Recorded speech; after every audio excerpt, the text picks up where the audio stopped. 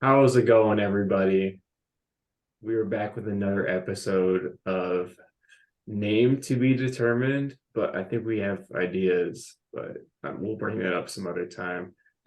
It's myself, Sam Cookie, again, here with Matt and Charles, H double and Maddie B, respectively.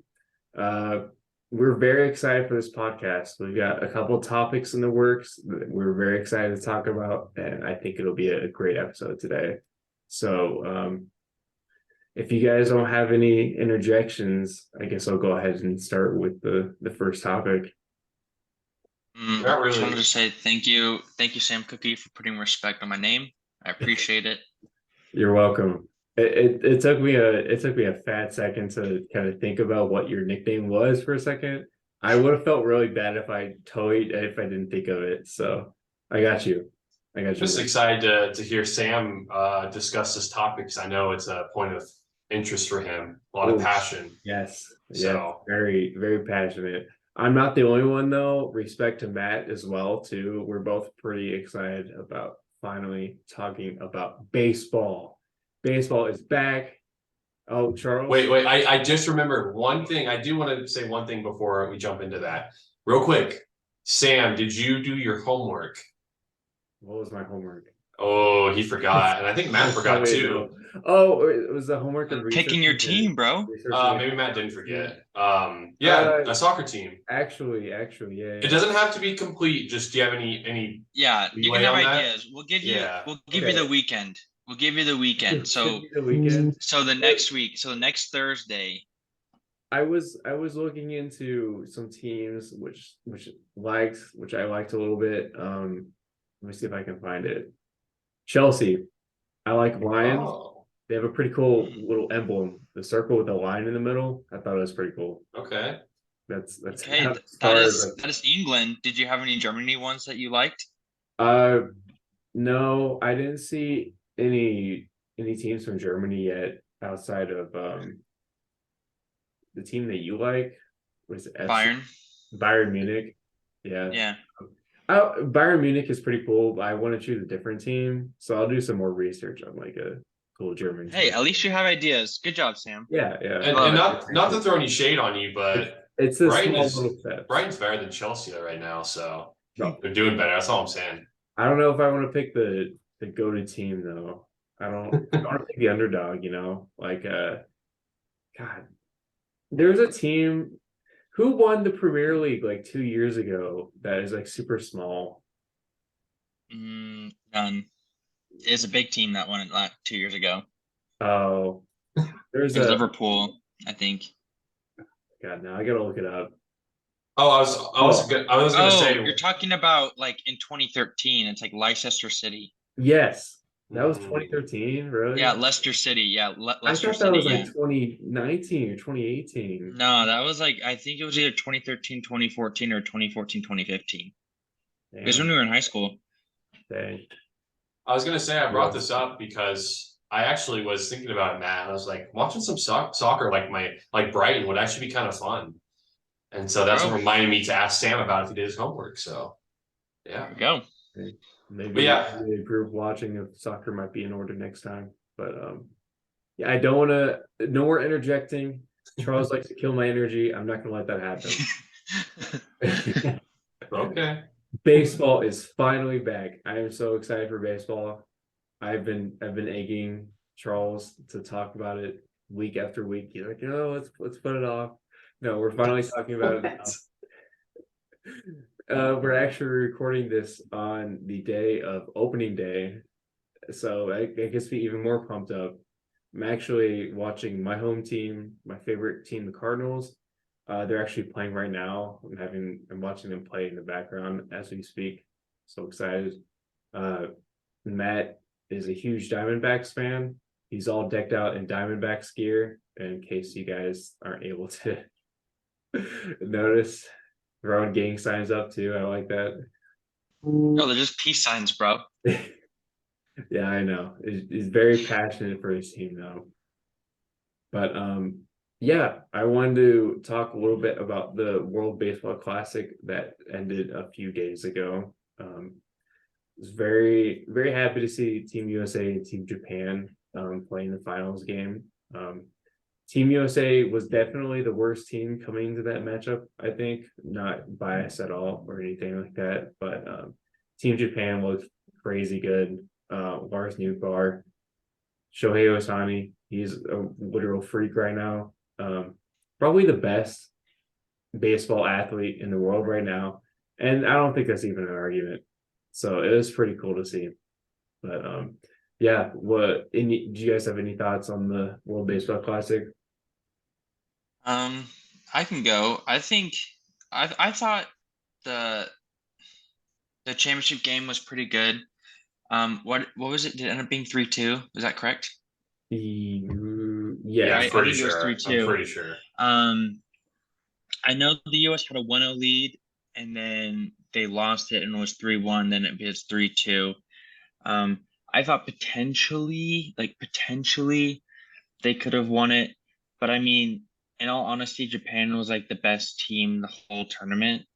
And I know I don't want to say it's Rob Manfred, but some of the players though have said that the next World Baseball Classic they want more starting pitching to actually be on Team USA, because you had not say that these guys are bad, but I mean, when your ace is Adam Wainwright, who on the Cardinals is probably what, like your fourth or fifth guy, or was your fourth or fifth guy, Yeah. That's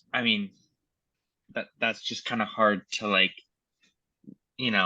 have quality starts every single time. It's not like Max Scherzer or like anyone else like that is coming off the mound, So I think that's something that Team USA can look back on and be like, man, we really should have done better with that. But at the same time, people like Mookie Betts, Trout, all of them had like a lot of fun and kind of were like promoters of the World Baseball Classic. So I feel like it was a good win for the USA, like publicly, like with like PR and all that kind of stuff. Obviously, they didn't win, but I still think it was a good time and a good experience for everyone, at least from what I saw. And the game was actually really good for the championship game. Like, it wasn't a blowout; it was close to the end. But the better team did win. I'd say Japan's team was better, but I definitely agree with what Matt just said about how it really helped put, excitement in Americans' minds and for baseball again. I would say I think that was a really nice step up in getting, attraction for the baseball season, and props, because it was going on right around the start of March Madness. I still thought like it was something that was important to a lot of people. So I think that was a win, definitely. But yeah, I got most of my knowledge from YouTube, and the general consensus from what I got was that USA was going to lose to Japan. And so obviously when they did, I wasn't that shocked. But really, it's just about admiring Shohei Ohtani and how good this guy is and how great he is for the game of baseball, and to see what he's able to do. And then obviously it's him against Mike Trout. He throws the 100-mile-per-hour fastballs, 3 of them, or maybe it was 2 in a row, I can't remember. And he throws that slider, just to see how this guy can also hit as well as he can. It's just something that I don't want to take for granted. And I think that really, the excitement of the World Baseball Classic, I think, will translate well into the MLB. And I think some of the potential rule changes, which I know we're talking about next, could also bring some excitement as well. So I think baseball's, compared to previous years, is definitely in a better state in terms of fan interest. So I think that's really good because, like we talked about, baseball is America's pastime. It's, it's got its place here and it deserves some respect for sure. And I'm glad to see that it's getting more recognition. And it looks like Sam still lets his phone buzz off during the podcast. Some things never change. Some things do never change. I don't want to throw shade. I think it buzzed on Matt too in the beginning, but it was Sam. Mine's on silent. Oh, okay. Sorry, Sam, but yeah, those are my World Baseball Classic thoughts. Maybe I should just hold it in my hand, so I just Now my phone probably did sound like maybe a little loud because I was starting our timer. Because remember, I'm the time guy. Yeah, that's true. So, that's true. Sorry, Sam. I don't know. You had to ruin I guess you were tired of my statement. You had to interfere yourself. So I actually did that on purpose. Yeah, that's what I'm saying. But good transition. There's a lot of Really good, I think, rules that Rob Manfred actually introduced to the MLB starting this season. I'm actually really happy with a lot of these. I know there's been a bit of controversy with some people about some of the rules having them change, but I think they're all pretty nice. So I think I could share one of the first rules and we could all talk about it a little bit. I personally think this is the biggest rule change that was introduced this year, which was the pitch clock that was introduced. So it was originally introduced in the minor league starting last year. It seemed like a lot of people enjoyed it. They're starting it for the first time this year, starting with spring training, and it feels like there's been a lot of humps and things to change with players getting adjusted to it, but I think everyone kind of likes it more as they get used to it. So what do you guys think? For me, I know I read something that said the average game last year for baseball was 3 hours, which is like an average, right? That's not saying that's the max, it's the average. But now they say because of the pitch clock, it's reduced it to 2.5 hours as the average, which for me makes it a lot more appealing to watch, because when you like have something on for like 4 hours and like action only happens for maybe like 10 minutes of it, like you just see this guy pitch or all this kind of stuff. It's just like, ugh, like kind of boring. You know what I'm saying? But now it's 2.5 hours. Like there's constantly people pitching in the batter's box, all that kind of stuff. It makes it a lot easier to like watch and do stuff. I know people have a hard time watching soccer because they say it's boring. Granted, for me, I don't see it as boring because there's action all the time. Like the ball is moving, etc., all that kind of stuff. But it's very comparable now because, like in soccer, like you're only gonna do like about 2 hours. The actual like that's how much you set aside because the halftime is 15 minutes. There's no like ads and stuff. It's just 45-minute playing, 15-minute ad, 45-minute playing, right? And so I think it's kind of getting back to that for baseball, which I think is nice. And I think I enjoy it, and I think it's good as well. And it gives an incentive because I think it's if you take too long, it's like a strike if the batter takes too long, but if the pitcher takes too long, I think it's a ball or something like that. So I think it's pretty cool. So you mentioned, Sam, that Rob Manfred, there's a little bit of controversy with these new rules being implemented. And I feel like that has to do with the longtime baseball fans, because this is pretty, significant changes to the game they've grown accustomed to. And I think it's definitely going to be a little interesting at first, because, there was obviously, was it a spring training game, that viral clip of a pitcher striking someone out in 20 seconds. When, baseball is one of those things where sometimes like it's that slow game, and like especially I would say playoff baseball, which I watch a lot more, when it's a big inning and it takes a long time between pitches, that's going to change. So that's going to be an adjustment. But overall, I do think a lot of people are excited, like you guys are, baseball fans, and I do think it's going to be an exciting change. When I heard about it and saw that this was coming, I thought to myself, yeah, I think that'd be pretty good for the MLB, because I do think the games last a little too long, and it's a very long schedule, so it is a lot of baseball. And when the games are 3 hours, a little above 3 hours on average, and they play that many games, it's a drag, and that's why the fan interest, I'd say, has gone down for sure. And so being able to speed it up with adding new rules, and obviously there's other rules that they've made as well, not just the pitch count, but being able to speed the game up, I do think that's a significant improvement for the MLB. And I do think it's gonna, I like it personally. I know some players, it's gonna be an adjustment for sure, but I like the speed up of the game, make it a little faster. That's just me. But I know part of me is gonna miss that feeling of baseball, because it's got that homey feeling, when it's kind of that slow game and it's really kind of relaxing. And this will speed up a little bit, but since there's still so many games in the long run, I think it'll actually kind of help improve the game without being too big of a notice until maybe like the playoffs, then I think it'll be more noticeable. But yeah, I'm a fan. I have no complaints. I like the addition of balls and strikes if they take too long. So that's just me. Yeah, I like that. Yeah, no, I completely agree.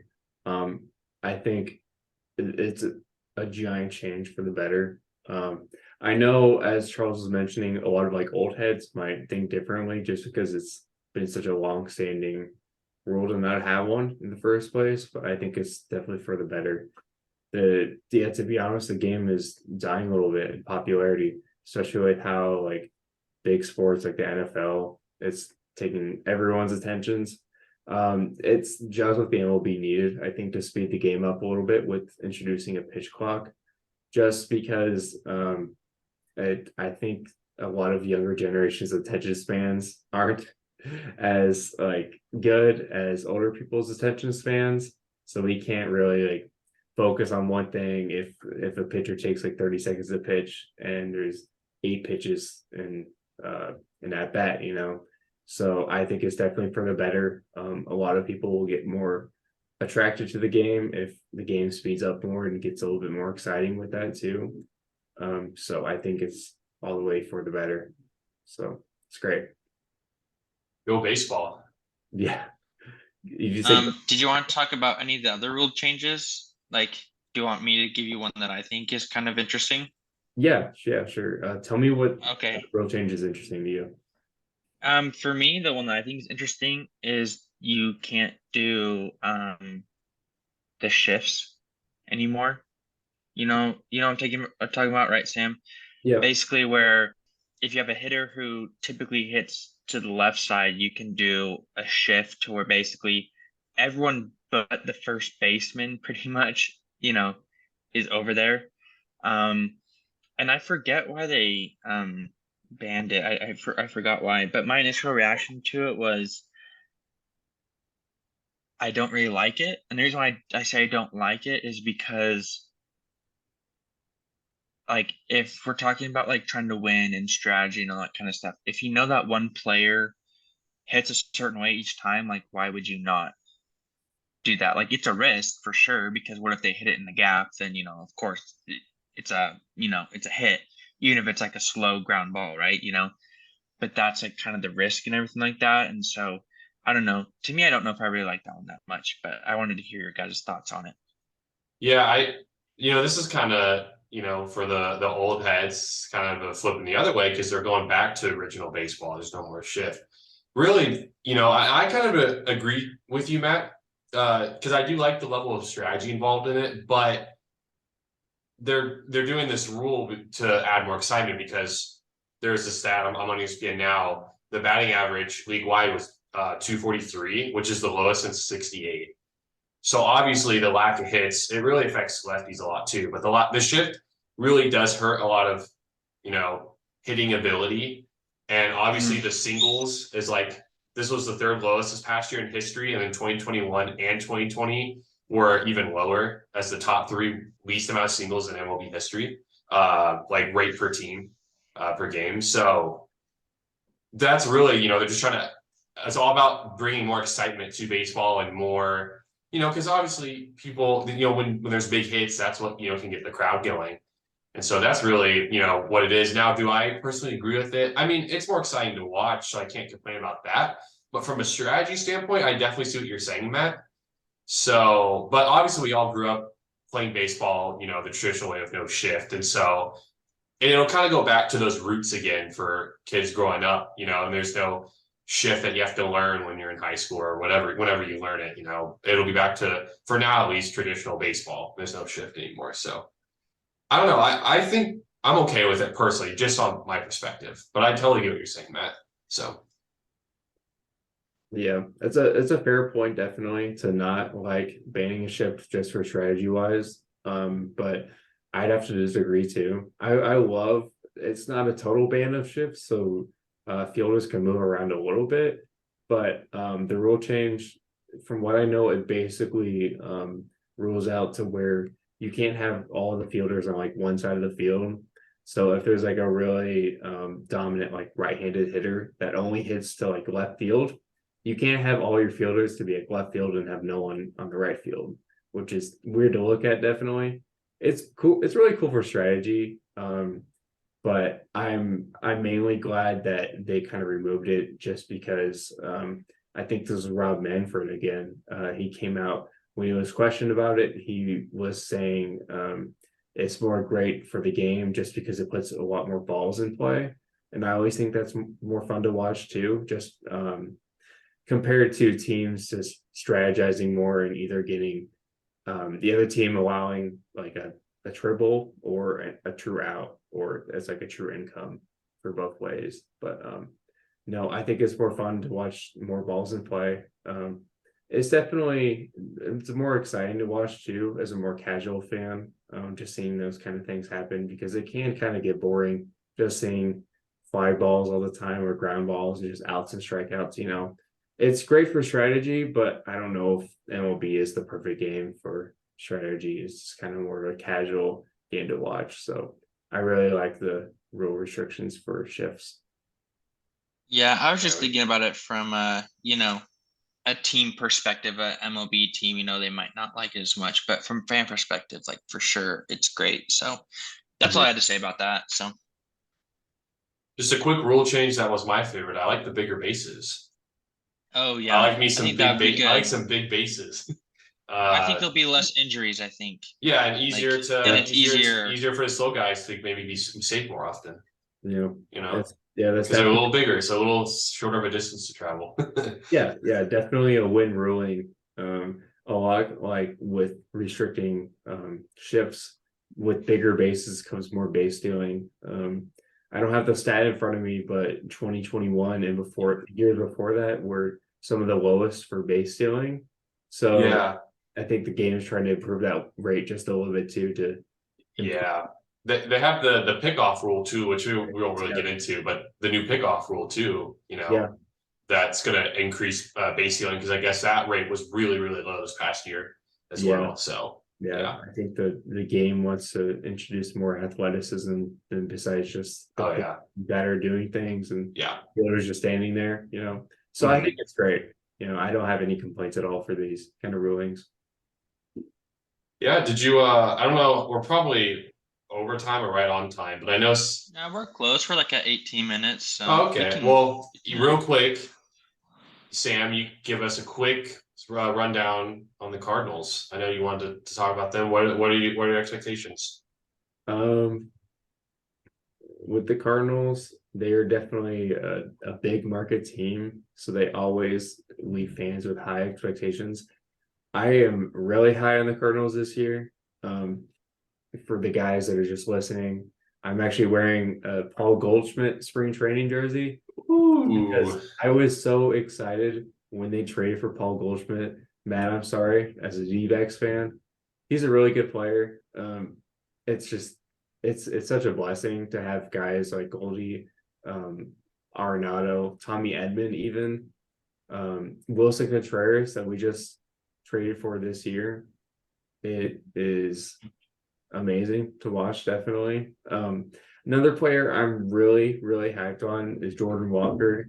He actually started training last year in the minor leagues in Springfield, AA baseball, and he finally got the call up to the major leagues. He's only 20 years old, but it was long awaited. It was much overdue too. But yeah, no, it's super excited to see him. He made the opening day roster this year, so hopes are super high for him too. I think it'll just be super exciting to watch. I'm just so Sam, give us a strength of the Cardinals and a weakness of the Cardinals as of from right now. Like obviously later in the season you can tell us, what it is, but as of right now, what's a strength, what's a weakness? Strength is definitely infield. We had the best infield in the MLB last year with Arenado, Goldie, Tommy Edman. I believe we had a rotation of Daniel Carlson too. Sometimes Tyler O'Neill would play in the infield too, but it'll get even better this year. Wilson Contreras taking up the catcher position. He's one of the best catchers in the MLB, probably top 5 at least. And then Jordan Walker, he's really good. He mainly plays third base, but Arenado plays third base. He could also play shortstop too, so that just adds another weapon that we could have in the infield, which is awesome. The worst aspect about the Cardinals for now, at least, is definitely the pitching. I'm not proud of it. We have Miles Michaelis starting this year, and we just signed him to an extension in the offseason, but he's a pretty meh pitcher now. And he's our best guy in our rotation, which is not super exciting. Oh, I'm just real quick. I'm just looking at the Cardinals right now. The 9 runs, 19 hits they've given up. I mean, at least it's tied. At least it it's looks tied. like a But great game though. yeah, Like Yeah, no, 9-9, like that. it's That's a pretty super cool. yeah, it's a super fun game to watch. I'm watching them as we talk about it right now. But yeah, I'm just hoping pitchers are kind of settling into the pitch clock and having to make pitches so quickly. Maybe they're kind of off on their accuracy with how quickly they have to make curveballs. But yeah, no, we have Michaelis, Montgomery, Wayno. That's to round off the top three, I believe. It's pretty underwhelming, I think. Jordan Montgomery was a great ad last season. But kind of as Matt was saying, Adam Wainwright is amazing. He actually so something really cool that I got to watch happen. Wainwright, he's not pitching today, but he actually sang the national anthem to start the game today, which is really cool, I think. There's a really cool clip out there that they introduced Adam Wainwright as they're talking about the lineups, and they're actually announcing to the crowd who they were going to perform the national anthem for. Kind of surprised everyone because Adam Wainwright stepped out and just started singing the national anthem. So I thought it was really cool too. But yeah, no, pitching is definitely the weakness for the Cardinals this year. So hopefully we can step that up a little bit. And starting pitching, right, Sam? Yeah, starting pitching. Sorry. And then what is the outlook? Do you guys make playoffs in the division? What do you think? Well, I don't want to take up too much time. I want to let you talk about your D-backs a little bit, but I think it's going to be pretty easy to take the division this year. We don't have a whole lot of competition in the NL Central besides us, but yeah, no, we have such like a high payroll and so much talent in our team that we're probably going to make the playoffs too easily. High hopes. I'm just waiting for that, wild card exit, but No, it's in classic Cardinals fashion. We're actually going to jump straight from the wild card to the divisional round this year, so we can't even choke. We can't even choke if we don't make the wild card. So that is true. I guess you're right. Yeah, sorry, divisional round choke. There you go. Thanks for correcting me. Okay, that works. I'll take that. I'll give a quick update on the Diamondbacks just because I know we have another topic that we'd like to discuss. Diamondbacks aren't as good as the Cardinals. Everyone knows that. I would say a strength of the Diamondbacks is how young of a team we are and how many opportunities we're going to give new players. We have supposedly we have the NL Rookie of the Year candidate on our team, Corbin Carroll. He's an outfielder for us. He's actually pretty good. But also we have a couple pitchers coming up who will probably start later in the year, as well as Zach Gallen is still pretty young. He was in the Cy Young Award conversation last year. And we also have a catcher that we traded for from the Mariners, I believe, who's pretty good. But yeah, definitely being young is, I think, a strength of the Diamondbacks. We don't really have as much payroll because we're a smaller market team, unlike the Cardinals and stuff. But I would say the weakness the Diamondbacks have is bullpen. Our bullpen is terrible. It's probably atrocious. And so for me, playoff hopes, basically for me, if the Diamondbacks can get closer to 500 and or a playoff spot, like a wild card, that would be great because there's no way we're beating the Dodgers or Padres for the division. So yeah, it's definitely. I think realistic goal is Diamondbacks are close to 500. Dream season is they make the playoff as a wild card and get to play a couple games. It's definitely a tougher division to play in. The Dodgers are like one of the teams to beat still, and then you have the Padres and the Rockies. It's just crazy. Oh, and the Giants. And the Giants too. Don't forget about them. Yeah. The NOS isn't kind. So yeah, no. It's definitely cool to talk about though with two different perspectives. Even with Charles too, we have one fan that doesn't really know a whole lot about baseball, which isn't bad. Then we have another fan that is a huge fan of a small market team, and then a fan of a really big market team. So it's awesome to talk about with all the three pretty different perspectives like that. So you're just what I've learned is you're a bandwagon. I could be a bandwagon as much as I'm wearing a jersey. You're wearing a Buck shirt, and we're talking about baseball. So What does that mean?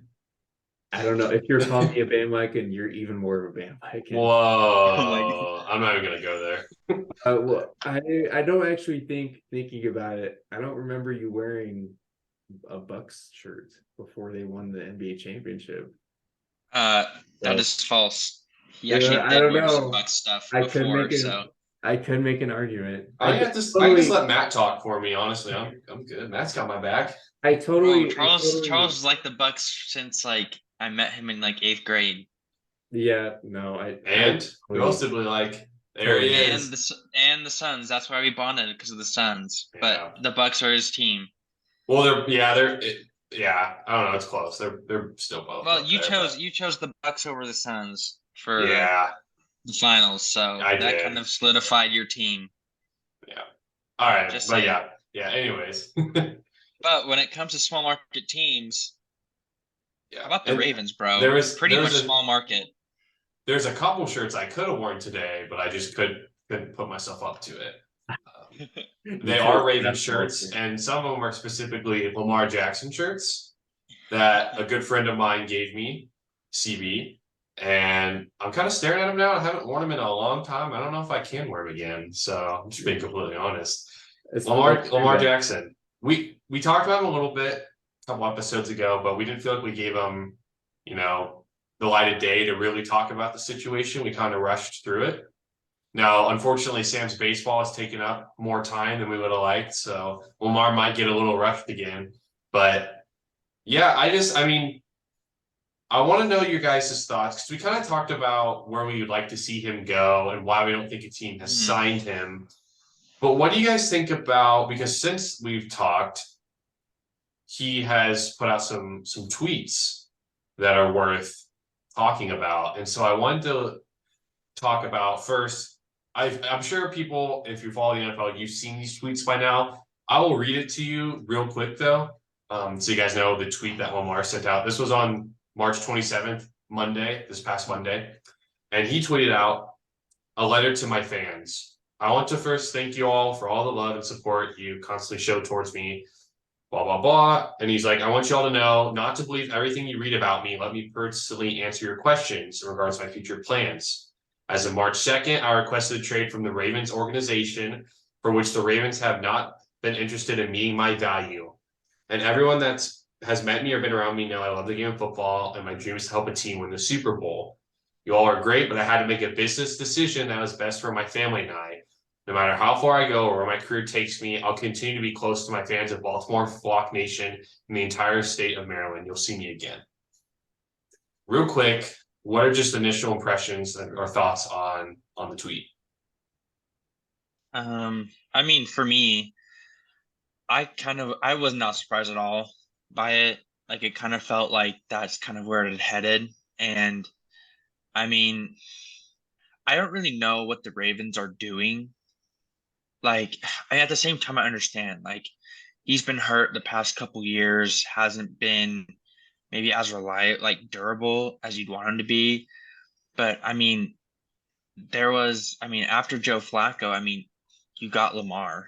There hasn't really been a drop off in performance. Like, yeah, has Lamar not been the best in the playoffs? Yeah, but at the same time, it's also like those playoff teams have 16, now 17 games worth of tape. They know what you do. And if you don't have anyone, if you only have one version of your guys itself, you can't really do much with it, So to me, I wasn't surprised. I kind of figured there was something going on because March 7th is whenever they gave him like that franchise tag thing, which Lamar still hasn't signed yet. He has until I think it's like July 10th or something to sign it. If not, I forget. I think he just is on his like rookie deal, I think, or something. But yeah, I wasn't surprised at all. I want to give Sam some time to talk about it but I want to talk more, I think, a little bit about his destinations, because I think that's for me a little bit more surprising. So I'll let Sam talk about the tweet. Oh, I definitely have some thoughts about Lamar. I love the man. No, he's Well, you picked him to win MVP last episode, so I did. That's true. Yeah. I did pick him to win MVP last episode. Gosh, I don't know. Lamar. I mean, he's a really good player. He's a great player. I mean, I can't deny that. But like Matt said, there's a lot of game tape over Lamar now. It's kind of sad to watch him kind of crumbling, going through this train wreck. He doesn't have an agent, remind everyone. But yeah, putting out all of these tweets. It's great to say that he loves his fans, but it's kind of doesn't come off very well to say it's just like a business decision, and you kind of denied your former team. That's the fan base that everyone kind of grew up watching you and you become a superstar and an MVP at. So I don't think it's a really good look for Omar. He definitely should just stop tweeting and yes. an agent.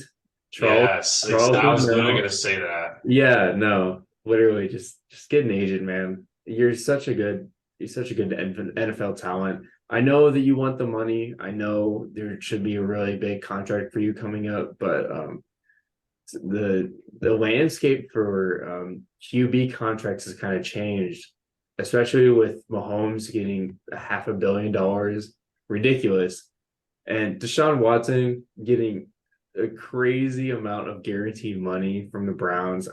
There's still no clue what the Browns are thinking, but Lamar just needs to get an agent, settle down a little bit, and actually like treat this as a business decision that he was saying it was, and actually treat this right and not make everyone mad at him, not make everyone think that he's stupid for doing all this stuff and declining everything, but people don't really know what the back of the story is. So yeah, real quick, shout out to the Cardinals for losing. Sorry, I had to say that. Anyways, yeah, they lost 10-9. Okay, so yeah, Lamar's actually getting a lot of criticism right now, I would say. I mean, I know there's still a lot of support, but I think he's actually getting a good amount of criticism. And I honestly can't really defend him going to Twitter to tweet about this stuff necessarily. Because like you said, Sam, this isn't really it's not a business mindset. It's not the most professional to tweet about, the business you're involved in, right? And the tweet he tweeted the next day, I actually had more of an issue with as well, which I'll read in a second.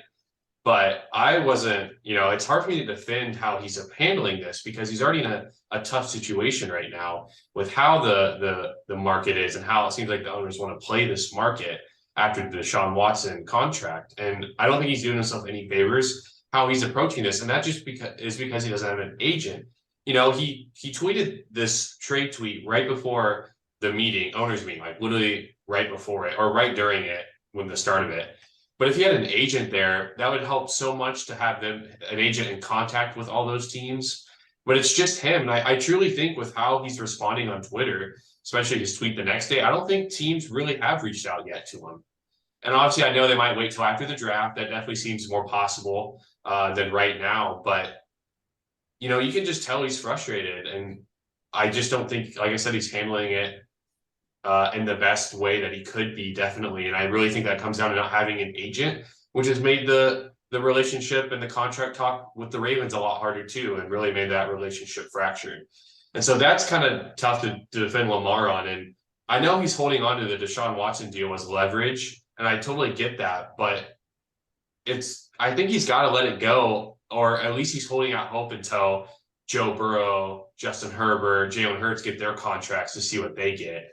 But who knows when they're going to get signed because they're up for extension this summer. So it's just a tough situation, and I don't like how he's going to Twitter for it. The last thing or the other tweet he tweeted the next day, because there's reports or there's rumors that this is a response to the Falcons. Was it coach or owner who said that Lamar was it owner?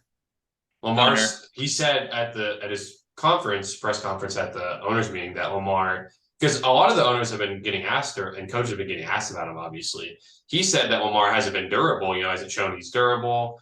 He said this stuff, and then Lamar tweeted later, which it's not confirmed that's a direct response, but people kind of think it might be. He said, I don't remember me sitting out on my guys week 1 versus Jets to week 12 versus Broncos. How come all of a sudden I sit out because of money in which I could have gotten hurt at any time within that time frame? When we know the Super Bowl been on my mind since April 2018. let's get real. I'd rather have a 100% PCL than go out there and play horrible, forcing myself to put my guys in a bad situation. Now that's selfish to me. And like I said, I don't like how he goes to Twitter for that, because that's the way to represent himself in his eyes, and I don't think that's the proper way to do that. So, I mean, I obviously still am rooting for Lamar, but I can't really defend these tweets and how he's going to Twitter for this, to be honest. So, I really don't know how it's going to play out, to be honest. I mean, obviously there's some destinations that Matt wanted to discuss, but I truly am it's a question mark right now. I don't really know. And like I said, I think I don't know, he might be like, seeing what these other younger quarterbacks get and, comparing, maybe trying to use that as leverage. But a lot of people are pinning him as selfish because of how much money he wants, because he's really holding on to the Deshaun Watson contract, which everyone everyone agrees is an outlier. So, I mean, like I said, I'm rooting for Lamar. But I wish he'd get more money from the Ravens. I do think they shot for him more. I don't think he should get what he's asking for, though. I do agree, but yeah, those are my thoughts. So I do know he says he wants his new contract to be like a benchmark for quarterbacks of his ability to get paid. Because he's like, I want to get paid so everyone else around me can get that same amount of money, And I get that, and I think that's good. But at the end of the day, I think it also is like, it's a little like you're kind of putting money over even the guys in your clubhouse and stuff like that. Like Tom Brady, should he have gotten paid a lot more during his career in New England? Like 1000%. But he always took pay cuts so he could have other things and other people, and I think everyone knew that Tom Brady was underpaid, but because he was underpaid, they were able to do other things and win, And so I think instead of trying to do that, I think right now it's almost like a me instead of looking around and saying, I want to get paid, but I want my team to get paid in the Super Bowl, and it's weird because the only two teams that have said anything about Lamar, like even potentially like wanting him, has been the Colts, who need a quarterback, and then the Patriots are the only two teams. And granted, this morning, like Asante Samuel said, hey, Belichick is hard to work with, etc., which isn't a surprise.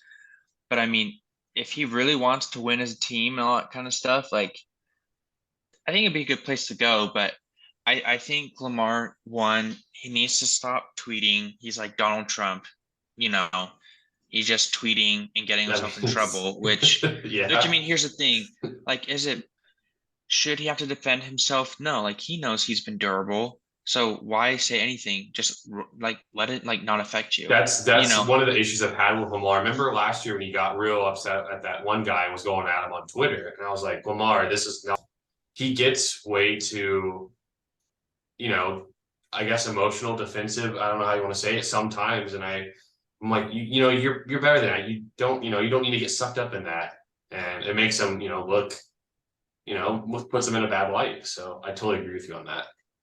So, yeah, for me, I just think he needs to either get an agent or just take a deal that gets him paid, but it seems like his value has gone down a little bit since he started tweeting and doing other stuff, because it's almost like, I get wanting to represent yourself, and I think it's totally fine if you do. Like, you have the best interest for yourself. But if you do that, you have to realize sometimes you're going to cause fractures within an organization, and sometimes those aren't repaired because it's between you and that person rather than having a middleman. You can always fire the middleman, but it's kind of hard to fire upper management or fire the quarterback, right? So I don't know. It's very interesting to see how it's going to play out. Honestly, I don't think anything's going to happen until after the draft. And even then, I don't think things will happen maybe till the start of this. I don't know. Honestly, I don't know. Yeah, it's a question mark. I have no idea. Reports are conflicting. So I also heard a report Patriots are not interested in pursuing Lamar Jackson. Yeah. So I don't know, to be honest with you. But yeah, it's a little bit, I think, too much about money, because, well, I still think he probably should get more or deserves more. It's a lot of money he'd get no matter what, right? Like, it is a lot of money. So because what was the Ravens deal? 133 million guaranteed with an extra 50 if he finishes out the contract, but it was like 5-year 230 or whatever, that's a lot. That is a lot of money. I know, obviously compared to other quarterbacks, but still. So 5 years, 233. It's a little surprising seems that set on trying to get that much money.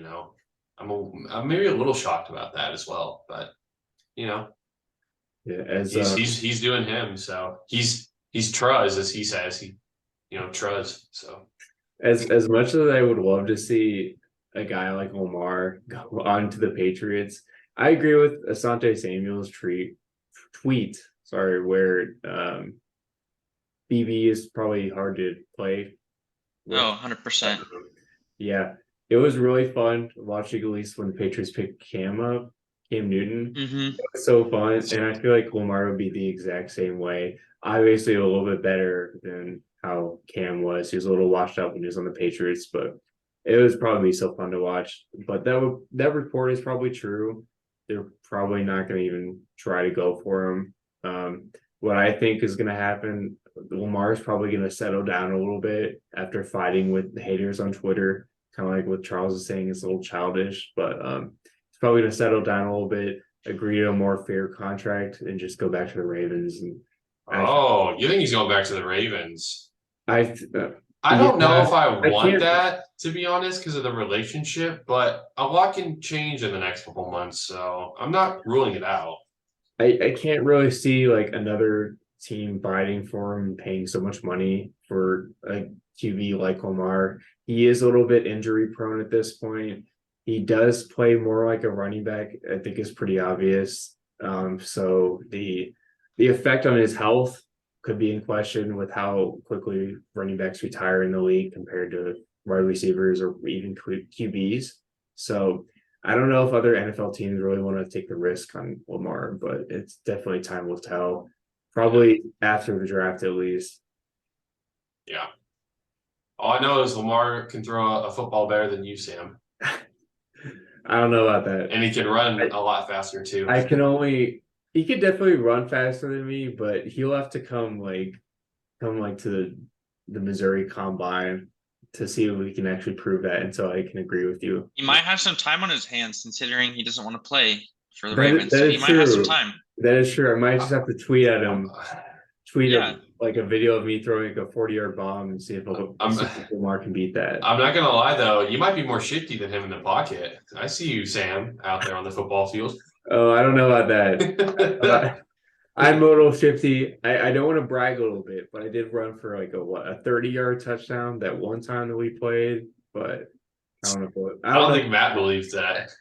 I don't think I believe that either. I'm pretty sure Matt was there. I'm pretty sure Matt was the one, like one hand on me. But you outran Matt if I remember right. Yeah, it was like the first time we all came together. Yeah, Matt fell to the hands of Shifty Sam. Matt did choke a little bit. I'm sorry, Matt. I don't remember that. I think I would have remembered that if Sam would have outran me.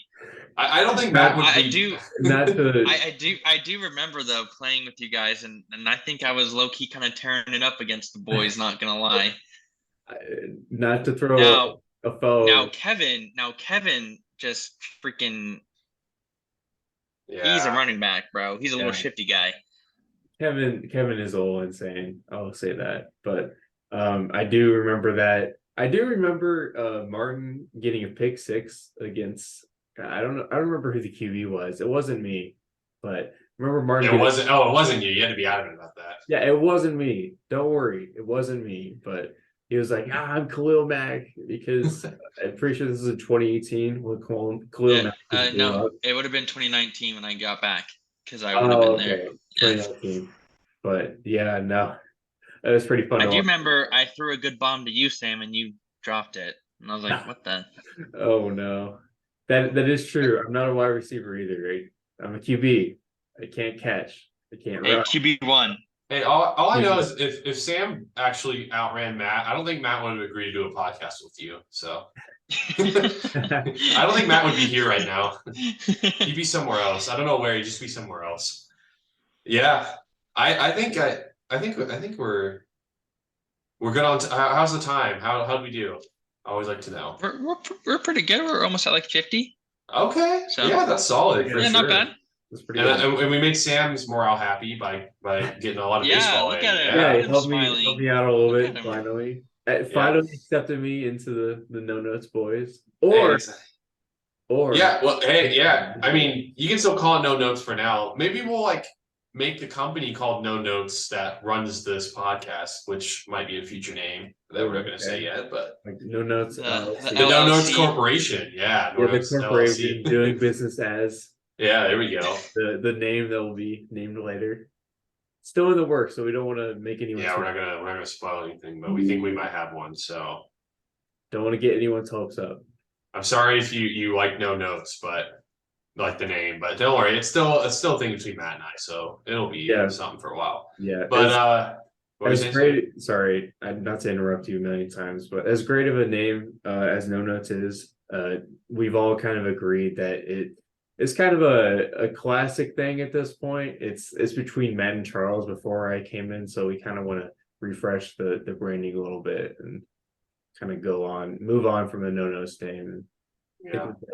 A better one in the works. We'll start a new chapter for us. So Yeah. We're already, we're getting the consistent schedule going, which is good. But this is episode 4 now of the new podcast. So Yeah.